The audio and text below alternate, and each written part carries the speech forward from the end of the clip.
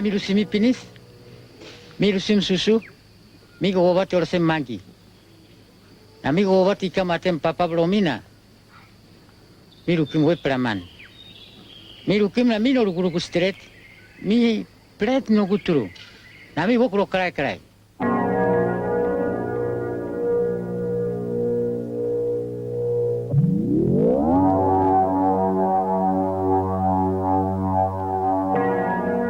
Wakaraji webea kunai mkanje na ingi yuko kupalu ibab nai mimba piara ni piara nuruba ni lejon nai mseraki kaya mjanga kaidi kara ibab indaki ko kupalu ibab nai mseraki kaya ibime kajamano ngwire ya kanda ungu piara ibimini ya mlo ab nai mamu ba kanda ya mari oro nai mseraki kaya seraki kabara o pena mabara mani rubara ya maka kabara urunya kara me piara ibab ya lo ba wamba anda kara piaru bi.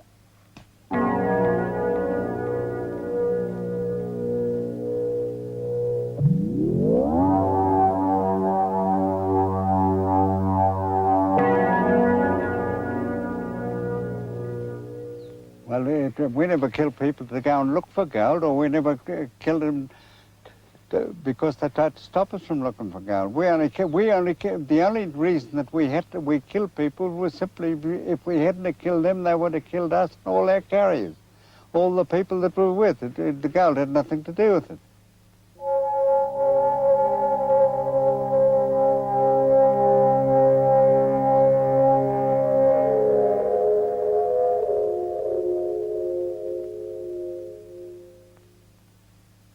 New Guinea was one of the last places on Earth to be colonized by Europeans.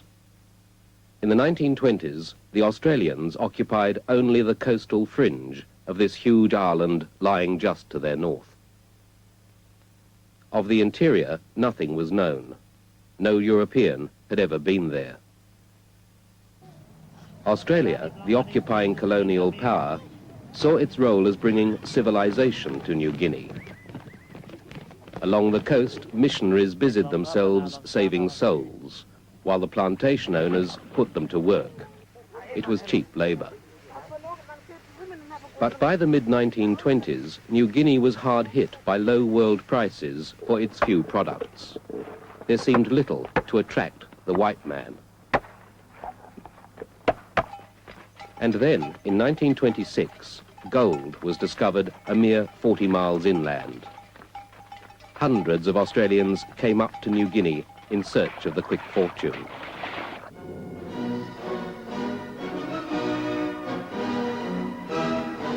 The great day has arrived. Dredge number 1 is completed and ready for work. The official opening is an occasion for celebration and festivities. The floating monster's arrival from civilization thrills the Kanaka as much as the white man, and he throws himself into his task with zest. You will understand how the native has benefited by these activities. A long time will elapse before he shakes off the shackles of barbarism, but his contact with the environment of the white man must inevitably hasten his progress along the path that leads to civilization.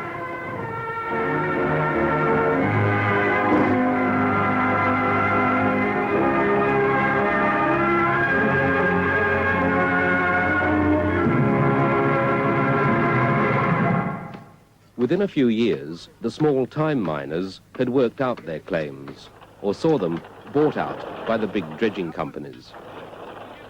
Most of these men drifted back to Australia and the dull queues of the Depression. A few stayed on, convinced that somewhere else in New Guinea there was more gold to be found. Among them were 3 brothers, Michael, Daniel and James Lay. The eldest and acknowledged leader was Michael Lay, who died in 1978. He is survived by his brothers Daniel and James. When I went to New Guinea, I was young and I suppose pretty thick in the skull to go there in the first place with malaria and all kinds of things. But anyhow, when I got there, I went there and I didn't think I was going to stay there very long because I didn't like it. I got the fever and I didn't like climbing mountains and wasn't particularly mad about the people. But anyhow, I stayed there. And when I stayed there for the benefit of James Levy Lay. And I didn't do badly for him.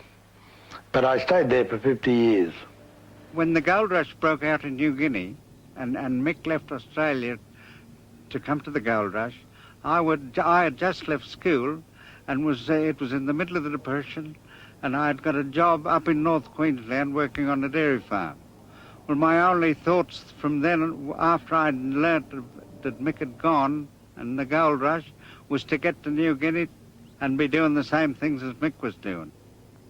A lot of people say that Mick had the gold fever. Well, we all had it. So you can imagine what terrific excitement it was that I was at last almost on my way to the promised land.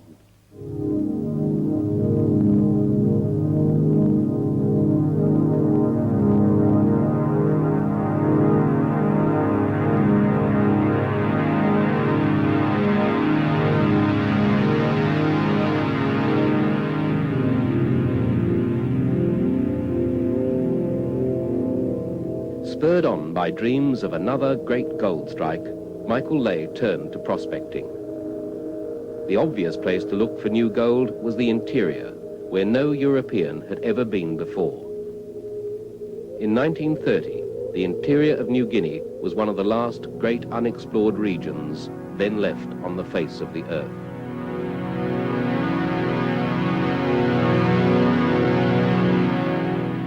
Rising up in the centre of the island was a great mountain range, so sheer and rugged it was thought to be uninhabited. But unknown to the outside world, within these mountains were huge and fertile valleys, and in these valleys lived 1 million people. Michael Ley and his companions were the first white men to enter this hidden world and meet its people. Ley was looking for gold, but he took a camera with him, and so a record of this historic encounter was captured on film. The year was 1930. Nesra Masamek, emi hat pramani true. One pramani no can steer, ino can ibagrapi mugatenno, ino can paiti one pramani emi hat pramani true. Na emi kababro fresh bro you mean I miss. Bi pramani bro you mean now me put in piga yam. Masamek, make it right. Emia, nani braman make it right. Mick was always the leader of our party. He always went in the lead. He was a born prospector, I think, you know, and he was a very, very good organizer, and he got very well with all the native people. The carriers all looked up to Mick as the leader. But he was very kind, but he was very hard at the same time.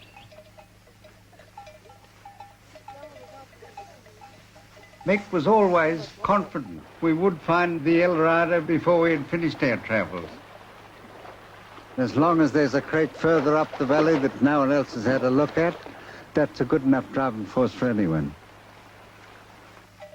But it was very, very hard. When you're right out in the centre, there was no way of getting back, only the way you came. For about 90 miles, we had to walk to get to the place where we decided to cross the ranges. Well, then we had to climb up to 9, 10, 11,000 feet. The reward in the end was when we looked down into the valleys below, it looked like a big parkland. Of course, it was quite obvious that there was a huge population because of the huge garden patches